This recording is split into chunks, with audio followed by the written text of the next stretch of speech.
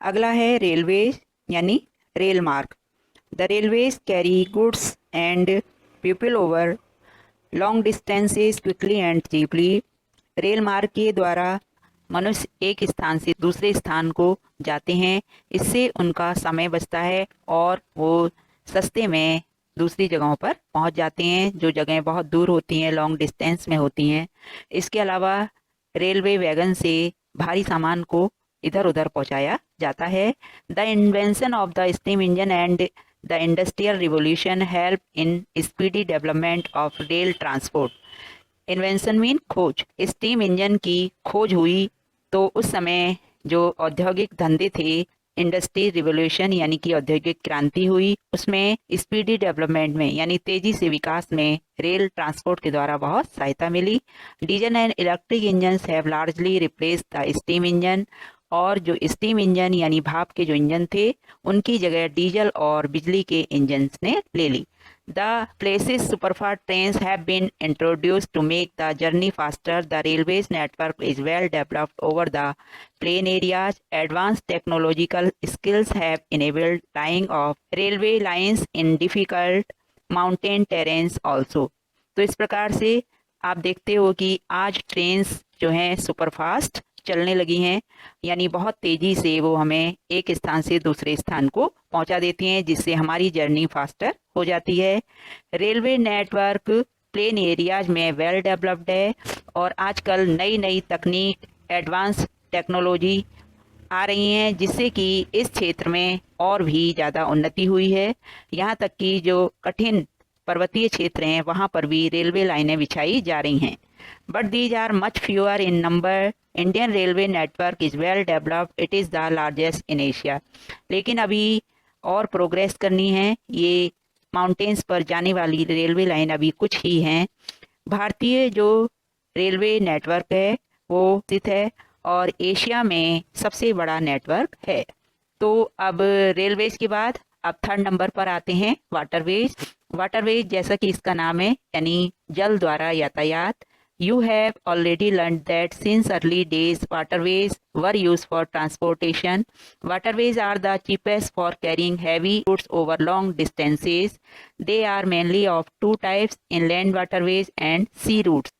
तुमने पढ़ा कि पुराने ज़माने में लोग जो थे, प्राचीन काल में वाटरवेज का यूज करते थे और तब से लेकर आज तक यातायात के लिए वाटरवेज का यूज हो रहा है। वाटरवेज चीपेस्ट होते हैं, यानी सस्ते में हम इनके द्वारा भारी और बड़ी मात्रा में सामान को लंबी दूरी तक ले जाते हैं। मुख्य रूप से जो वाटरवेज हैं वो दो प्रकार के होते हैं, एक अपने ही देश में यानी इनलैंड वाटरवेज, और एक जहां से हम दूसरे देशों को जल द्वारा यात्रा करते हैं यानी sea routes. Navigable rivers and lakes are used as inland waterways. Some of the important inland waterways are the Ganga Brahmaputra river system, the Great Lakes in North America and the river Nile in Africa. जो बड़ी बड़ी नदियाँ होती हैं, बड़ी बड़ी झीलें होती हैं, उनको भी हम वाटरवेज के रूप में उपयोग में लाते हैं। कुछ जो इनलैंड वाटरवेज हैं उनमें गंगा ब्रह्मपुत्र रिवर सिस्टम है, नॉर्थ अमेरिका में ग्रेट लेक्स और अफ्रीका में नील नदी के द्वारा यातायात किया जाता है। Sea routes and oceanic routes are mostly use for transporting merchandise and goods from one country to another. These routes are connected with the ports. Some of the important ports of the world are Singapore and Mumbai in Asia. जो समुद्री मार्ग हैं या महासागरों के जो जल मार्ग हैं, तो उन्हें मुख्य रूप से सामान ले जाने के लिए एक से दूसरे कंट्री में उपयोग किया जाता है। ये रूट्स पोर्ट्स के द्वारा कनेक्टेड रहते हैं। पोर्ट्स यानी कि बंदरगाह, जैसे रेलवे के रेलवे स्टेशन होते हैं ट्रेन्स के लिए, वैसे ही जल मार्गों के बंदरगाह होते हैं जहां पर स्टेशन के रूप में उन्हें उपयोग में लाया जाता है और वहां से सामान और मनुष्य एक से दूसरे देश को जाते हैं। कुछ जो वर्ल्ड के प्रमुख बंदरगाह हैं उनमें सिंगापुर और एशिया में मुंबई, न्यूयॉर्क, लॉस एंजल्स उत्तरी अमेरिका में, रियो डे जेनेरियो दक्षिणी अमेरिका में, डरबन और केप टाउन अफ्रीका में, सिडनी ऑस्ट्रेलिया में, लंदन और रॉटरडम यूरोप में प्रमुख बंदरगाह हैं। Can you name some more ports of the world? क्या आपको वर्ल्ड के और भी कोई जल मार्ग पता हैं जिनमें समुद्री मार्ग से आया जाया जा सकता है। नंबर 4 है एयरवेज। एयरवेज यानी कि वायु मार्ग। This is the fastest way of transport developed in the early 20th century. It is also the most expensive due to high cost of fuels. Air traffic is adversely affected by bad weather like fog and storms. ये जो मार्ग है वो सबसे तेज पहुंचाने वाला यातायात का साधन है, जिससे कि हम बहुत ही जल्दी से दूसरे देशों को पहुंच जाते हैं और अपने ही देश में अगर हम इसके द्वारा यात्रा करते हैं तो कुछ ही घंटों में हम अपने जिस शहर को हमें जाना है वहां पर पहुंच सकते हैं। It is the only mode of transport to reach the most remote and distant areas, especially where there are no roads and railways. Helicopters are extremely useful in most inaccessible areas and in time of calamities for rescuing people and distributing food, water, clothes and medicines.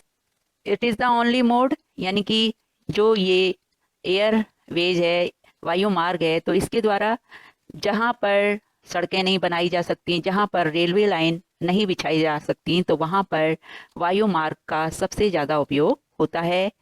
जब कभी तूफान आते हैं या बाढ़ आती है, लोग घिर जाते हैं, तो उनको बचाने का काम हेलीकॉप्टर्स के द्वारा किया जाता है। उस समय हेलीकॉप्टर्स बहुत यूज़फुल होते हैं। इनके द्वारा पानी, कपड़े, सामान और दवाइयाँ उन लोगों तक पहुँचाई जाती हैं जो आपदा से घिरे हुए होते हैं। Some of important airports are Delhi, Mumbai, New York, London, Paris, Frankfurt and Cairo. कुछ प्रमुख जो एयरपोर्ट्स हैं उनमें Delhi, Mumbai, New York, London, Paris, Frankfurt और कैरो आदि हैं। तो ये तो थे बच्चों आपके संसाधन यातायात के 4 प्रकार के। इसके बाद अब आप पढ़ेंगे कम्युनिकेशन के बारे में।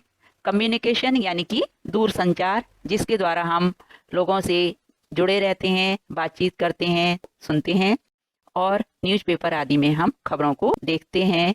Communication is the process of conveying messages to others. Communication यानी कि दूरसंचार। दूरसंचार के द्वारा हम मोबाइल पर किसी भी प्रकार की कोई भी इम्पोर्टेंट न्यूज़ देख सकते हैं और गाने, पिक्चर्स आदि देख सकते हैं, सुन सकते हैं।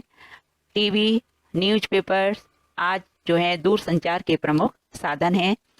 इस क्षेत्र में आज नई नई तकनीक उत्पन्न हो रही हैं, तो ये सब जो है वो कम्युनिकेशन है। कम्युनिकेशन एक ऐसी प्रोसेस है जिसके द्वारा हम दूसरों को मैसेज भेजते हैं, दूसरों से हम जुड़ते हैं। With the development of technology humans have devised new and fast mode of communication. The figure 7.10 explain the evolution of the communication system. तो टेक्नोलॉजी के द्वारा जो नई नई तकनीक मनुष्य ने विकसित की हैं, उसके द्वारा हम आज कम्युनिकेशन के फास्ट मोड में हैं, उनका उपयोग करते हैं। फिगर 7.10 में आप देखते हो कि पहले मनुष्य इशारों के द्वारा बिना भाषा के एक दूसरे से बातचीत करता था, उसकी बातों को समझता था। धीरे धीरे भाषा का आविष्कार हुआ तो मनुष्य ने पक्षियों के द्वारा यानी कबूतरों के द्वारा संदेशों को एक से दूसरे स्थान को भेजना आरंभ किया। उसके बाद पोस्टमैन हमें डाक देने लगा, यानी पोस्ट ऑफिस का आविष्कार हुआ। लिखावट सीखी, मनुष्य ने लिखने का तरीका सीखा। उसके बाद लिखने के आविष्कार के साथ साथ फिर बुक्स, न्यूज़पेपर आदि छपने लगे और अंत में आज तो ये सब अनगिनत रूप में हमारे सामने संसाधन मौजूद हैं, यानी satellite, television, computer, mobile, telephone और भी बहुत कुछ इसमें नया नया विकसित हो रहा है। तो इस प्रकार से आज के समय में इस क्षेत्र में काफ़ी उन्नति हो चुकी है। The advancement in the field of communication has brought about an information revolution in the world. Different modes of communication are used to provide information, to educate as well as to entertain. तो इस communication के क्षेत्र में नई नई जो advance technology आ रही हैं, तो इसके द्वारा हम वर्ड से बहुत शीघ्रता से जुड़ जाते हैं। यानी कि हम आज वर्ल्ड के किसी भी कोने में बैठे हुए व्यक्ति से बात कर सकते हैं, उसका फ़ोटो देख सकते हैं। तरह तरह के जो मोड्स हैं वो कम्युनिकेशन में आज इंफॉर्मेशन प्रोवाइड करने के लिए उपयोग में लाए जा रहे हैं। शिक्षा प्राप्त कर सकते हैं, शिक्षा के किसी भी क्षेत्र में हम इसके द्वारा नई नई तकनीकों को, नई नई नॉलेज को सीखते हैं और साथ ही साथ अपना मनोरंजन भी करते हैं। Through newspapers, radio and television we can communicate with a large number of people. They are therefore called mass media. The satellite have made communication even faster. Newspapers के द्वारा, रेडियो के द्वारा, टेलीविज़न के द्वारा हम बड़ी संख्या में लोगों से कम्युनिकेट होते हैं, इसीलिए इसे मास मीडिया कहा जाता है। आज सैटेलाइट भी कम्युनिकेशन का फास्टर मीन्स है। सैटेलाइट हमें एक्सप्लोरेशन में हेल्प करते हैं। किसी भी फॉरेस्ट का सर्वे करना हो या अंडरग्राउंड वाटर के बारे में कोई इंफॉर्मेशन इकट्ठी करनी हो, या फिर जो मिनरल्स वेल्थ हैं, जो खाने हैं जिनसे हमें बहुत सारी चीज़ें प्राप्त होती हैं, उनके बारे में हमें कुछ जानना हो, या फिर मौसम का हालचाल, या फिर तूफान आने वाला है उसके बारे में, प्राकृतिक आपदाओं के बारे में हमें पहले ही सूचनाएं इनके द्वारा मिल जाती हैं। Now we can send electronic mails और emails through internet. Wireless telephonic communication through cellular phones have become very popular today. हम इलेक्ट्रॉनिक मेल्स को या ईमेल्स को इंटरनेट के द्वारा भेज सकते हैं। वायरलेस टेलीफोन के द्वारा, सेलुलर फ़ोन के द्वारा कम्युनिकेशन आज बहुत ही पॉपुलर हो गया है। Internet not only provide us with world wide information and interaction but has also made our lifes more comfortable. Now we can reserve tickets for railways, airways and even cinemas and hotels sitting at home. तो इस प्रकार से आज internet के द्वारा हम पूरे संसार की खबरों को सुन सकते हैं, पढ़ सकते हैं, देख सकते हैं, और आज हमारा जीवन इसके द्वारा बहुत ही कंफर्टेबल हो गया है। हम घर बैठे ही अगर हमें कहीं जाना है तो हम रेलवे का टिकट बुक करा सकते हैं, एयरवे का टिकट बुक करा सकते हैं, और यहाँ तक कि होटल, सिनेमा और भी हमें कोई काम है तो हम घर बैठे ही वो इंटरनेट के द्वारा कर सकते हैं। With this kind of interconnectivity of people, services and institutions across the world, we are a large global society। तो इस प्रकार से हम इंटरनेट के द्वारा लोगों से बहुत बड़े रूप में जुड़े हैं, और इसके द्वारा हम इंस्टीट्यूशन यानी किसी भी प्रकार की कोई संस्थाएं हैं उनकी हम सेवाएं ले सकते हैं, चाहे वो वर्ल्ड के किसी भी कोने में हों। हम घर बैठे ही वर्ल्ड की किसी भी इंस्टीट्यूशन से शिक्षा ले सकते हैं। तो आज जो हमारा वर्ल्ड है वो एक ग्लोबल सोसाइटी के रूप में कार्य कर रहा है। हम वहाँ के लोगों से जुड़े हैं और उनकी सेवाएं ले रहे हैं। तो कहने का अर्थ यही है कि आज जो पूरा संसार है हमारे लिए बहुत छोटा हो गया है।